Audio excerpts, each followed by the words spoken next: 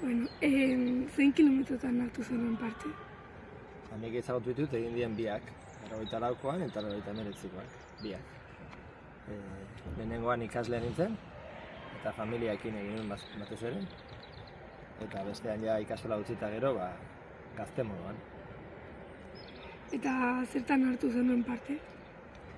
Lehenengoan bai egin genuela ikasle bezala egin ziren ekintzetan parte hartu, eta gero nire familiak ere den antolatzen eta gurasoak eta nola saltza guztietan zeuden, nirean egon nintzen tabernak eta gauza pila antolatzen, eta ja 89koan bakarrikan parrandan. Zer gogoratzen duzu egun hortaz?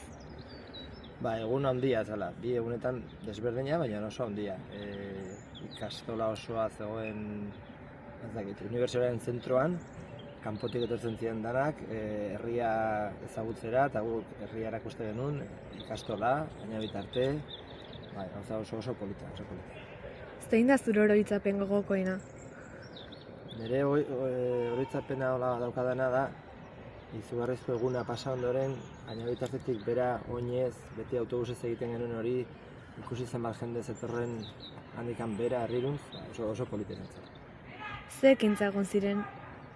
Ez naiz gogoratzen, baina batez ere garai hartan oso importantea zen zirkuituari buelta osoa ematea. Eta kilometro horiek egitea. Ni behintzat familiaekin egiten dituen beste kilometro guztietan ere zirkuitu osoa egiten genuen, eta pasatzen ginen postu guztietatik, eta batzuetan dantza zegoen, bestean bokatak, beste batean aurrentzako jolasak, eta hori zen, zirkuitua, orain aldatu da dena, ez? Jende asko egon zen? Pila bat, izugarri pila.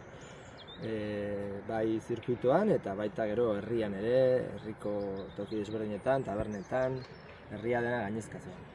Eta jendeak asko disfrutatu zuen? Bai, nire ingurukoak pila bat. Eta zenbat denbora hartu zuen dena antolatzeak? Ez dakit. Nire gurasoak nik uste aurreko kilometroetatik buruan zutela antolatu bertzela hurrengo urtean guri tokatzen zaigu, hori. Eta hori, batzordeak pentsatu, nun sartu persona bakoitza, eta gero ikasleekin ere hasi ziren denbora pila batekin. Azkenean gero ikasturte hasi eta segituan hilabetera bada, ez? Denak preste egon behar du aurretik. Eta aurtengo kilometroetan parte hartuko duzu? Noski. Aurten gurasoa izango naiz, hirugarren modu batera ezagutuko dut.